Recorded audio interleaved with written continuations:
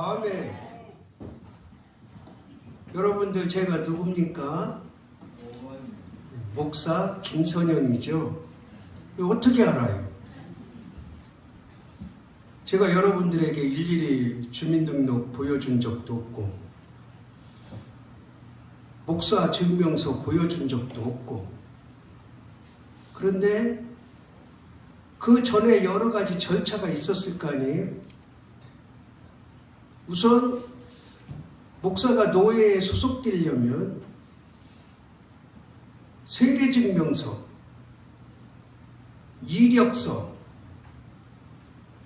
그리고 목사 안수증. 근데 이력서에는 초등학교부터 대학원까지 또 그 외에 공부한 거를 다 적는데, 핵심은 대학원을 어디서 몇 년도에 졸업했느냐, 그리고 목사 안수증. 목사를 한번 청빙하려면 서류가 보통 많은 게 아니에요. 그러니까 이제 노예에 김선영은 목사고 장안교회에 소속됐다는 것을 이미 검증을 다 거쳤기 때문에 그 누구도 김선영이 장안교회 담임 목사라는 것을 의심하는 사람이 없어요. 여러분들이 하나도 보지 않았지만, 증명이 되지 않았지만 그것을 의심하는 사람은 없다는 거죠. 그 예수님께서 하나님의 아들이시지 않습니까? 예수님께서 하나님의 아들이시잖아요. 제가 계속 간혹 말씀드리지만 이슬람권에 가서 전도할 때 다른 건 다 받아들여요. 다 받아들여요. 근데 예수님이 하나님의 아들이시다 여기서 걸려요. 그 사람들은 예수님을 인정합니다. 근데 뭐로 인정해요? 선지자로 인정해요. 선지자로. 하나님의 아들로 인정하는 게 아니라 그냥 우리 구약에 오셨던 이사야 선지자, 예레미야 선지자, 세례 요한 선지자, 이런 선지자 중에 하나로 인정하지 하나님의 아들로 인정하지 않는 거예요. 그러니까 거기서 걸리니까 이란 같은 나라에 가서는 예수님은 하나님의 아들이십니다 전도하고 다니면 그냥 그 자리에서 사형당할 수도 있어요. 그렇다면 예수님의 하나님의 아들이심을, 그 증거가 뭐냐는 거예요. 증거가 우리가 주민등록증 본 것도 아니고 예수님 얼굴 한번 본 것도 없고 그냥 전해져 내려오는 말씀 통해서 그냥 믿는 거잖아요. 여러분은 안 믿습니까? 예수님이 하나님의 아들이심을 우리는 증거는 잘 알지 못해도 전해져 내려오는 말씀을 통해서 우리는 그거를 확고하게 믿어요. 그 예수님의 하나님의 아들이심을 믿지 않으면 여기 앉아있을 필요도 없고 그거는 신앙인이라고 개신교인이라고 인정할 수가 없는 거죠. 가장 핵심이 하나님의 아들이시다.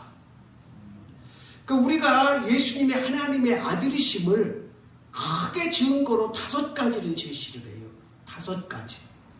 근데 이 5가지인데 5가지 중에 3가지는 예수님이 이 땅에서 공생애로 활동하실 때, 공생애라는 것은 공적인 생애라는 거예요. 대략 예수님이 30세부터 약 3년 6개월, 33세까지를 공생애라 그래요. 그러니까 공생애 기간에 많은 일을 하셨는데 그 많은 일 가운데 3가지를 들어서 예수님은 과연 하나님의 아들이시구나 인정하는 거고, 그 다음에 공생애 전에 한 사건을 통해서 예수님은 하나님의 아들이시다. 그게 뭐냐면 따라합시다. 성령으로 잉태되셨다. 이거 사람의 일은 할 수 없는 거잖아요. 사람의 세계 속에서는 일어날 수 없는 일이잖아요. 그 남녀가 함께 잠자리를 일을 안 했는데 잉태되신 분이 예수님이시고 나신 분이 예수님이시고, 그 성경에 분명히 다시 한번 따라합시다. 성령으로 잉태되셨다. 그러니까 이거는 일반 과학적으로도 사람의 지금까지 역사 가운데도 없었던 일, 누구만 하실 수 있는 일?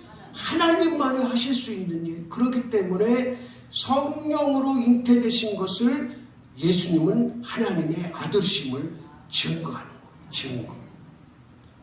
그 다음에 공생이 끝나고 예수님이 십자가 위에서 운명하실 때도 놀라운 일이 일어났지만, 휘장이, 성소와 지성소가 가려졌던 휘장이 위에서부터 아래로 찢어지고 땅이 진동하고 흔들리고 터지고 죽은 사람이 많이 일어나서 성전에 들어가서 많은 사람들에게 보여주고, 예수님이 죽으시는 순간 되어진 일이에요. 여러분 한번 생각해 보세요. 한 사람이 죽었다고 어떻게 땅이 흔들리고 진동하고 땅이 갈라집니까? 하나님의 아들이심을 그것도 증거하는 거지만, 더 핵심적인 게 뭐냐? 핵심적인 거 따라합시다. 다시 살아나셨다. 이게 하나님의 아들이심을 확실하게 증거하는 거예요. 증거하는 거예요. 그러니까 예수님이 나실 때, 그리고 죽으시고 부활하신 것, 처음부터 끝까지 예수님은 하나님의 아들이심을 증거하시는데, 이제 공생의 기간에 많은 일을 하셨어요. 수없이 많은 일을 하셨는데, 그 많은 일 가운데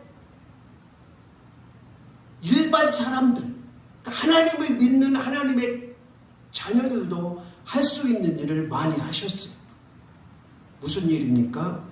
죽은 자를 살리는 일. 근데 그거는 누구도 했어요? 엘리사 선지자도 했고 바울도 했잖아요. 그러니까 그걸 가지고 예수님은 하나님의 아들이시다 말할 수 없는 거예요. 왜?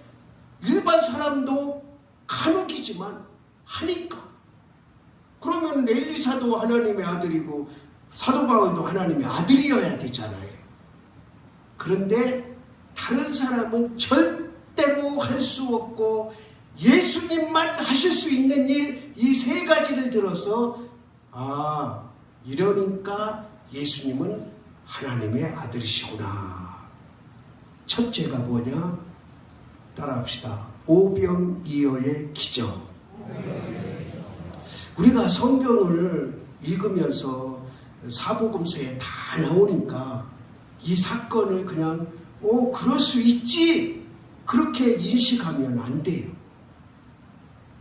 오병이라는 것은 떡 5덩이에요. 떡 5덩이. 이어라는 것은 물고기 2마리예요. 그러니까 떡 5덩이하고 물고기 2마리를 가지고 장정 5,000명. 약.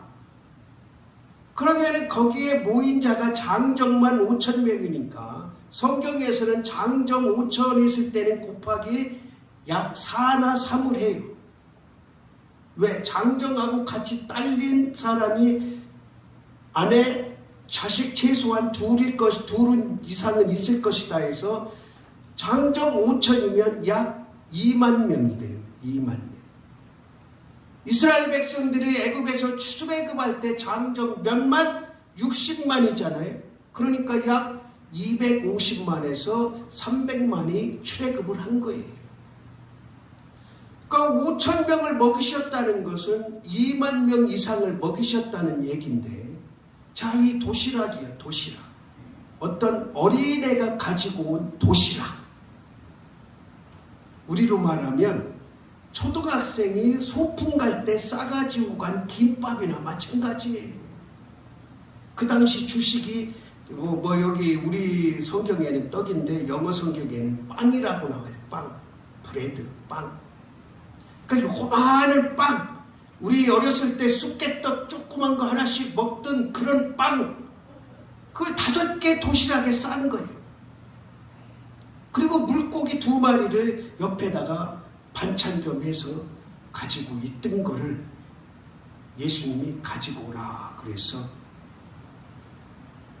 여기서 중요한 예수님의 행위가 하나 나타나요. 그 도시락을 받으시고 어떻게 하셨을까요? 하늘을 우러러, 하늘을 우러러 뭐 하시고? 축사하시고. 여기 중요한 대목이 하늘을 우러러요. 하늘을 우러러. 그러니까 하나님의 아들이시기 때문에 자기 능력으로는 할 수 없으니까 누가 능력을 베풀어 주셔야 돼? 하나님이 베풀어 주셔야 이 조그만 도시락 하나 가지고 2만 명 이상을 먹일 수 있으니까 하늘을 우러러. 하나님 아버지 하나님, 지금 이들이 굶었습니다. 어떤 자는 3일을 굶은 자도 있습니다. 그러니 이걸 가지고 이들을 먹이게 해주십시오. 그러면서 겉으로 소리내진 않으셨겠지만 그래야 이들이 내가 아버지의 아들인 줄을 믿습니다. 축사할 때 그렇게 했을 거라는 거죠. 본인이 나는 인자다, 나는 하나님의 아들이시다 밝히시기도 했지만 이 사건 속에서는 자신을 드러내지 않으셨기 때문에 하늘을 우러러 축사하실 때 그런 마음도 담겨 있었던 것은 분명하다는 거죠. 그 누구도 할 수 없는 사건이에요. 그렇기 때문에 오병이어의 기적 사건을 통해서 예수님은 하나님의 아들이시다. 그 다음에 두 번째 사건이 뭐냐? 마태복음, 누가복음, 마가복음에 다 나온 사건. 예수님이 따라합시다. 물 위를 걸으신 사건.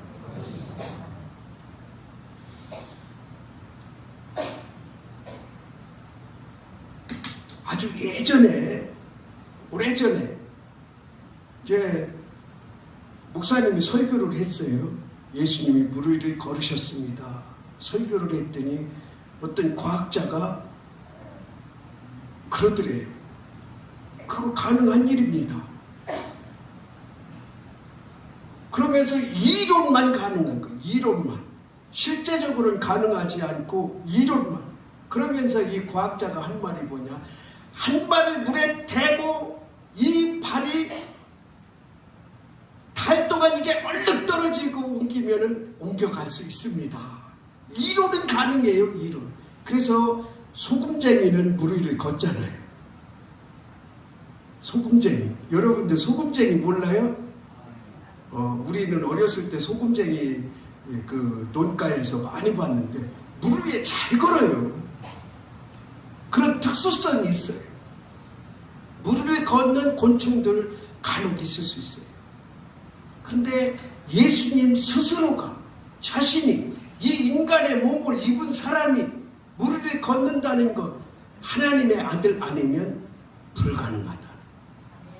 그런데 여기에 또 한 수를 더 뜨셔요. 본인이 걸어가시잖아요. 물 위를 걸어가시잖아요. 여러분들 이 사건 한 번도 안 읽어보셨어요? 못 들어보셨어요? 여기 보면은 마태복음 14장, 마가복음 6장, 요한복음 6장에 다 나와요. 그러면은 이 예수님이 걸으시는데 저게 누구시지? 캄캄한 밤에 제자들이 배 위에 있는데 저기서 예수님이 걸어오셔요. 그러니까 사람들이 처음 보는 광경이에요. 처음 보는 광경. 사람이 형상이 물 위를 걸어오는 것을 처음 보는 광경이잖아요. 그러니까 다 뭐로 생각했을까요? 귀신으로, 유령으로 생각해요. 유령으로. 그러니까 그때 유령인가 하니 예수님께서 두려워하지 말아라. 그러니까 베드로가 아마 그랬던가 봐요. 어떻게 그게 가능합니까? 성경에는 없는데, 그러니까 예수님께서 이렇게 말씀하세요. 야, 너도 믿음이 있으면 돼. 걸어와봐. 그런데 베드로 믿음도 대단하죠. 배에서 내려서 걸어갑니다. 걸어가요. 아멘도 안 해. 여러분, 내가 지금 배 위에 있어. 파도가 막 쳐. 그런데 저 앞에서 예수님이라 할지라도 너도 가능해. 너 걸어와봐. 그러면은 나는 지금 수영도 못해. 그런데 걸어가겠습니까? 네. 믿음이 좋은 사람은 걸어가죠. 근데 가다 보니까 이게 의심이 나. 내가 근데 이게 계속 예수님 있는 데까지 갈 수 있을까? 의심하는 순간 그 능력이 사라져요. 그러니까 믿음이 얼마나 중요한가 하는 것을 여기서 살필 수 있는데, 오늘 목적은 그게 아니고 예수님은 우리를 걸으시고 본인뿐만 아니라 다른 사람도 걷게 하실 수 있는 분이 예수님이셔. 그 누구도 할 수 없는 일 예수님은 하셨다. 그래서 무리를 걸은 사건을 통해서 예수님은 하나님의 아들이시다. 그 이제 세 번째가 오늘 말씀이에요. 오늘 말씀. 예수님께서 이제 쭉 일을 하시다가, 제가 갈릴리 호수죠, 호수. 이제 하도 그 이스라엘에서는 바다가 없으니까 이제 호수가 넓으니까 갈릴리 바다 그러는데 이제 민물이에요. 제가 가서 물을 이렇게 찍어 먹어봤어요. 짠기는 소금기는 하나도 없고, 밑에 내려가면 이제 사해라고 있는데, 거기는 완전히 보통 이런 바닷물이 소금이 2% 정도래. 바닷물 농도가 2%에서 5% 정도 농도인데 거기는 70%가 넘어요. 그러니까 사람이 그냥 있어도 둥둥둥둥 떠. 아무것도 안 잡고 있어도 그냥 수영 안 하는 사람도 둥둥둥둥 떠. 근데 그게 입술에 한 방울 딱 튀기잖아요. 소태 여러분 아시죠? 소태. 그 쓰기가 이루 말할 수가 없어요. 근데 갈릴리는 호수인데 넓어요.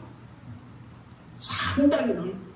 거기서 이제 고기 잡아서 먹고 사는 사람들이 많은 거죠. 근데 예수님께서 이쪽에서 전도 활동을 하시다가 이제 저쪽으로 건너가셔야 돼. 건너가시는데 배를 타고 가야 되잖아요. 그런데 배를 이제 제자들이 번갈아서 노를 젓는데, 예수님은 고물이라고 그랬는데, 여기 보면 이제 밑에 배, 여기 간판 있고 간판 밑에 한 사람 정도 쉴 만한 자리가 있는 배. 거기서 이제 주무시는 거예요. 주무시. 그 건너가는 중에 뭐가 일었어요?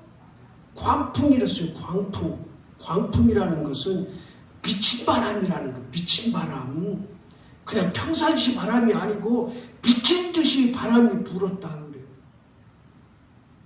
그러니까 지금과 같이 뭐 배가 몇십 톤, 몇백 톤 되는 것도 아니고, 노져서 가는 나무배, 끼케야 길이가 뭐 한 27m인가 그 정도 되고, 넓이가 뭐 한 7m 되고, 조그만 배잖아요. 그 광풍에 견딜 수가 없죠. 그러니까 제자들이 다 두려워서, 이제 죽는가 보다. 우리 여기서 이제 빠져 죽는가 보다. 그러고 나서 한 제자가 예수님을 깨우러 가요.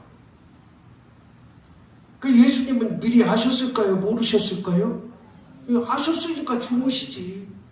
광풍 가운데서도 주무시는 분이 예수님이야. 그러니까 너무 바람 분다고, 태풍 분다고 걱정할 거 없어. 누구 믿으면 돼? 예수님 믿으면 돼. 예수님은 광풍 가운데서도 주무시잖아요. 그러니까 그래도 한 제자가 지혜가 있어서 예수님을 깨우러 가는 거예요. 예수님 지금 큰일 났어요. 배에 물이 다 차고요. 미친 듯이 바람이 불어요. 이 배 엎어질 것 같아요. 그러니까 어느 성경에는, 야, 믿음이 적은 자들아, 두려워하지 말아라. 내가 있잖냐. 예수님이 하시는 말씀이요. 내가 있잖냐. 두려워하지 말아라. 그리고 나서 세복음서에 공통적으로 나오는 단어가 따라합시다. 꾸짖으심이. 광풍을 꾸짖으셨다는 거. 야단치셨다는 거. 왜 지금 광풍을 불어서 이 제자들을 두렵게 하느냐. 그러면서 선언을 하세요. 선언. 이 선언이 중요해. 그 제가 여러분들한테 늘 말씀드리잖아요. 예수님의 이름으로 선언하라고. 선포하라고. 귀신은 떠나갈지어다. 사탄은 물러갈지어다. 선언이 중요해. 선언이. 그러니까 예수님께서 광풍을 꾸짖으시고 뭐라고 선언하시냐면 고요하라. 잠잠하라. 그렇게 됐어요? 안 됐어요? 잔잔하여졌다. 예수님의 말씀이 끝나자마자 잔잔하여졌다. 자, 여기에 이거는 그냥 우리가 한 사건으로 취급할 수도 있지만 이 말씀 안에 아주 중요한 신학적인 교리가 들어있어요.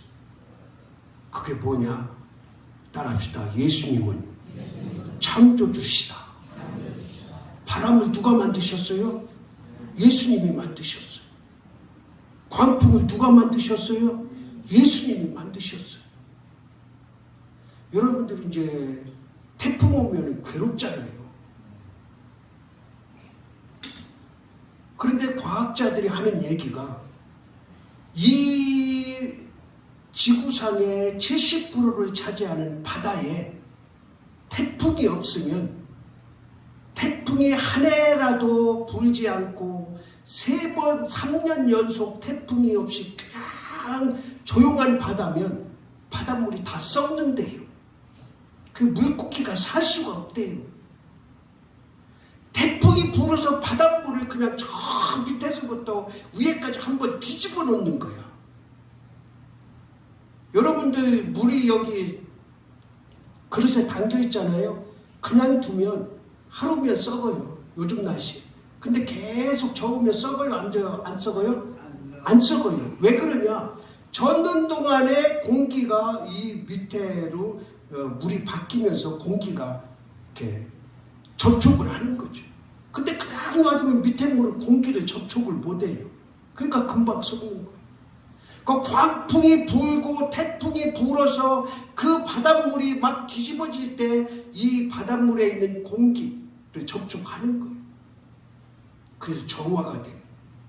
그리고 바닷물을 정화하는 핵심적인 뻘. 지금 세계에서 남사른가요? 그런 이제 환경단체에서 이 전라도 어디죠? 무슨 만이죠? 여기 막은데 새만금 잼버리 말고 잼버리 했던 그 막은 거를 너무너무 아까워해. 그 넓은 뻘을 다 없앤 거를. 그러니까 이 정화작용.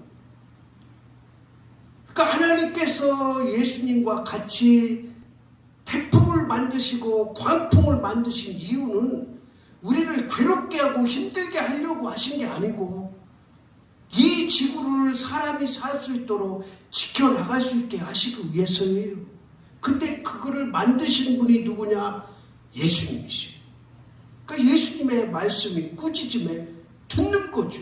왜? 만든 분이니까. 만든 분. 내가 아무리 꾸짖어야 선언해야 소용없잖아요.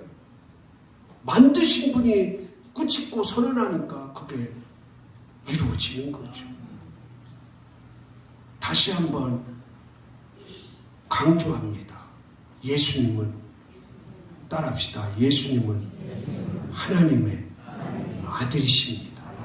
성령으로 잉태되시고 다시 살아나시고 그리고 오늘 말씀드린 이 세 가지 사건은 사람으로서는 할 수 없는 하나님의 아들이신 예수님만이 하실 수 있는 사건을 통해서 기적을 통해서 다시 한번 예수님은 하나님의 아들이시오, 그 예수 그리스도만이 나의 구원자이시오 구세주이심을 다시 한번 확인하고 믿는 이 자리가 되기를 주님의 이름으로 바랍니다.